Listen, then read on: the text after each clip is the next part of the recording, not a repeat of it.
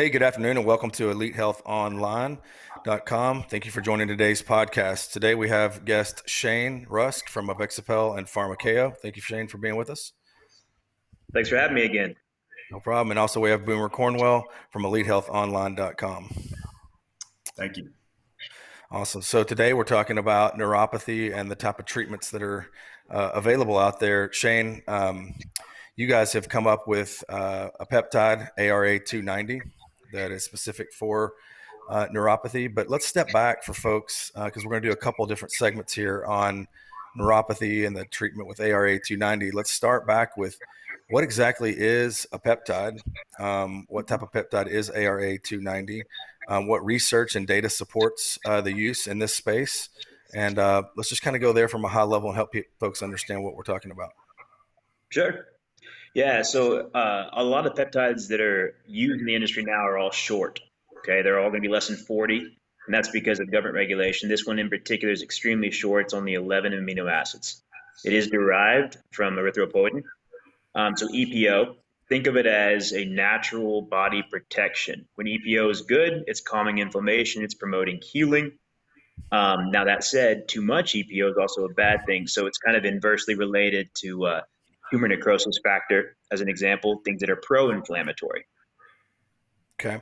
So Shane, from a peptide perspective, though, when someone thinks of a peptide, this is not a pain medication. This is not really even a drug, right? This is a series of branched chain amino acids in a very specific sequence that occur naturally in the body. Is that correct? Yeah, so one misnomer, it's not a branched chain amino acid, right? That's specific, but it is a chain of amino acids. And this particular chain is specifically active on the innate repair receptor. Okay, why that's important is exactly how it operates in helping the body heal damaged tissue. And when we talk about neuropathy, damaged small fiber nerve tissue and other nerve tissue throughout the body. So great addition, extremely natural in our approach to healing neuropathy or sarcoidosis.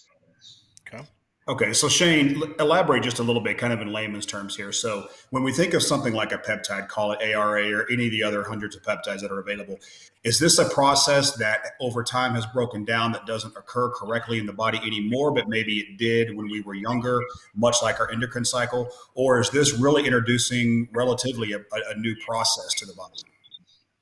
Yeah, in regards to ARA-290 specifically, it's more or less acting like EPO, but specifically just the innate repair receptor. The problem with EPO would be, while it's still great, it's our body's natural response to healing tissue, causing less pain, helping with the threshold. When you have too much EPO, and there is an option of taking recombinant EPO, to your point, right? That would be considered synthetic. And taking too much of that increases your risk for thrombosis, which is a platelet disorder, and thickening of the red blood cells. So think about blood pressure spiking. Think about cardiovascular risk down the line. This doesn't actually affect all of that. That's the beauty of it. This literally will affect and have an effect, rather, on the innate repair receptor to cause the healing that we want and to help with the pain associated with either sarcoidosis or the neuropathy, but none of the bad stuff that comes along with EPO or high dosing EPO. So Shane, what have the studies shown so far? I know anytime that these peptides that we're commonly using here at EliteHealthOnline.com in different areas of treatments, side effects are pretty low. But what does the clinical research show so far with ARA-290? Well, there's a lot of preclinical and even clinical trials. That's the fun part about this one. It ranges from everything for cardiovascular output, multi-organ failure, whether it's shock-induced, traumatic brain injury, obviously diet-induced type 2 diabetes, anything related to a diabetic state, metabolic syndrome. The list goes on and on. But neuropathy as a whole, right, is one of the main symptoms that these people have to deal with from a lot of this systemic issue. And that is what this is geared towards. So anyone who experiences that or sarcoidosis, don't overlook it.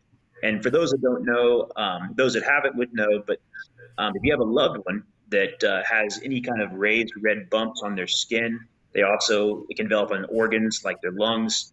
Sarcoidosis, it can be painful and kind of an irritant on the skin. That's significant. This can help with that as well. Okay.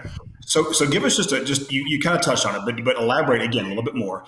Give us a quick 20-second overview of what exactly neuropathy is and what symptoms come with it. And then tell us a little bit more about sarcoidosis for those of us who that may be a relatively new concept. Sure.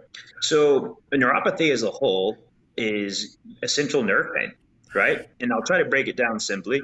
You could have nerve damage from a bad accident. You could have nerve damage due to a signal that's overstimulated from your CNS.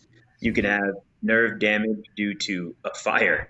I mean, there's a lot of options that lead to this. What we do know is anyone that is diabetic, or specifically type 2 diabetic with metabolic syndrome, neuropathy is just a part of the plan and the progression of that disease, unfortunately.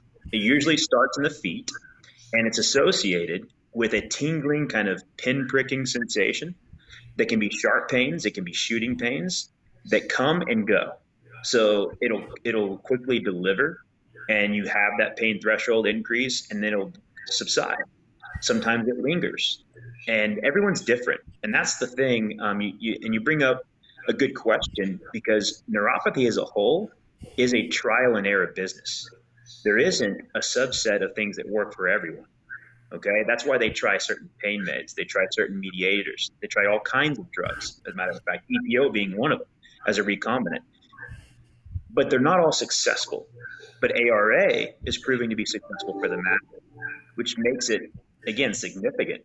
The fact that it's a natural amino acid sequence that helps the body deal with all these symptoms. Excellent.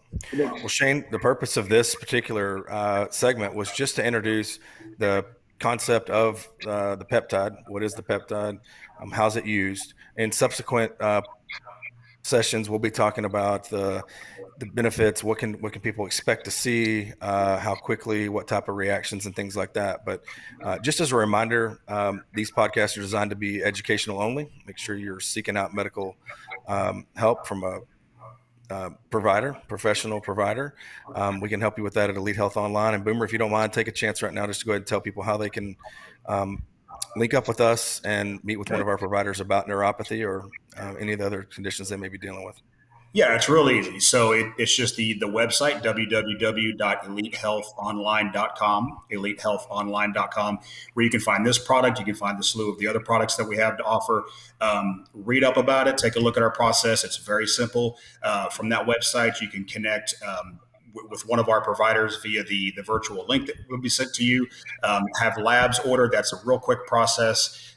Within about 48 hours after you meet with the provider, which is always free, you'll have your products delivered right to your door. It really could not be a more simple process. So again, www.elitehealthonline.com.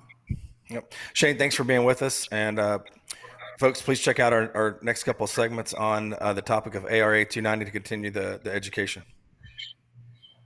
Thank you. Thank you.